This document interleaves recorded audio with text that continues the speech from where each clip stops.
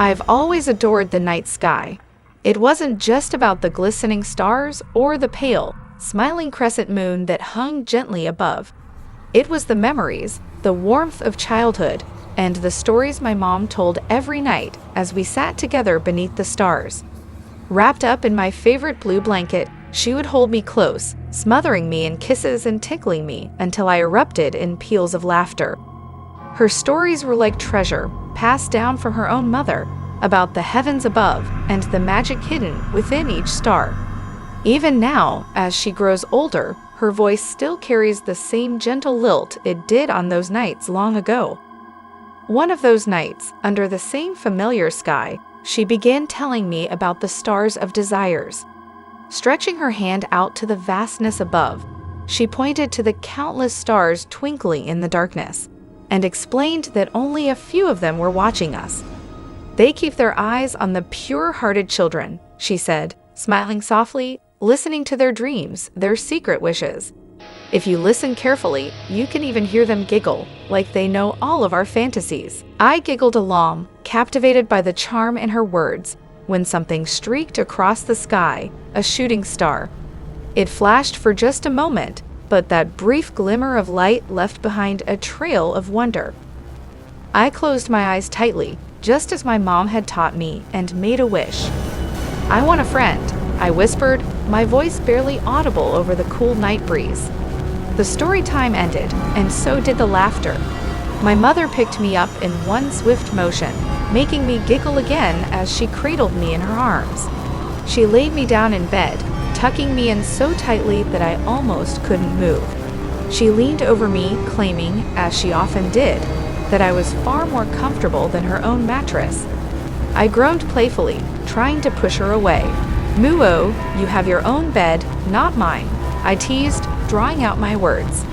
She grinned and brought her face close to mine, rubbing her nose against mine in an Eskimo kiss, before pressing her lips gently to my forehead.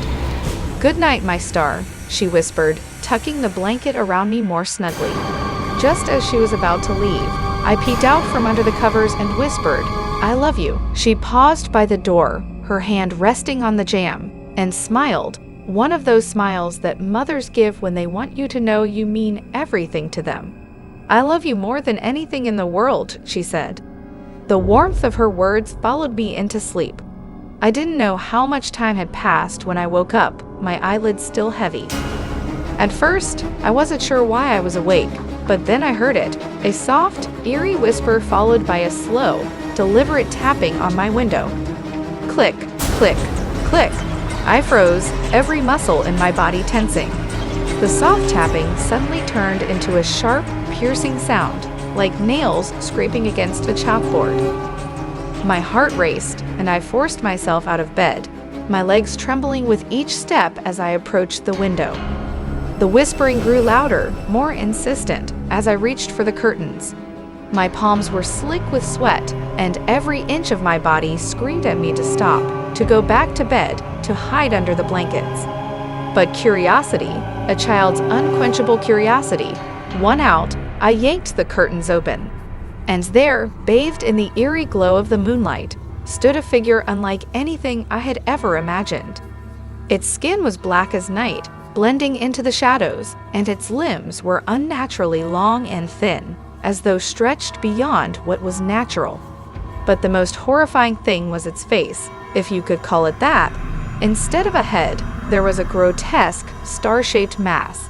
But unlike the twinkling, joyful stars my mother had told me about, this one was twisted and jagged, its points sharp like shards of broken glass. Two glowing, unblinking eyes stared at me from the center of this star, and beneath them, a wide, cruel grin split the star in two. The creature's lips were thin and cracked, revealing rows of jagged teeth, each one more terrifying than the last. My breath caught in my throat, and I wanted to scream, but no sound came out. My legs gave way beneath me, and I fell onto the soft carpet, trembling. Every fiber of my being was paralyzed with fear, but I couldn't tear my eyes away from the creature. It moved closer, its limbs bending and twisting in unnatural ways, its body contorting as it crept toward the window. I watched, helpless, as its long, needle-like fingers traced patterns on the glass, teasing me before its claws pried the window open. "Play with me," the creature whispered, its voice a soft, menacing hiss, like the rustle of dead leaves. I shook my head, backing away, but it continued to crawl through the window, its star-shaped head glowing brighter, casting long, eerie shadows across my room. I could feel the cold air creeping in, chilling me to the bone. My lips quivered as I pressed myself against the wall, desperate to escape. The creature leaned down, its face inches from mine, its smile widening impossibly. "Don't be afraid, little one," it whispered, stroking my cheek with its claw. "You wished for a friend, didn't you?" Tears streamed down my face as I nodded, my heart breaking with the realization that this was the answer to my wish. This wasn't the friend I had hoped for. I wanted a companion, someone to share my laughter with, not this. With a sinister smile, the creature lifted me effortlessly and laid me back in bed. It stroked my hair gently, mockingly, before moving to the foot of the bed. "Don't worry," it cooed. "Friends don't hurt each other, and we'll be friends for a very, very long time." I closed my eyes tightly, praying that when I opened them again, the nightmare would be over. But even now, years later, I still feel its presence, always watching, always smiling. Its eyes never leave me, and every night, I'm reminded of the wish I made on that shooting star, a wish that brought me a friend I will never escape. I haven't made another wish since.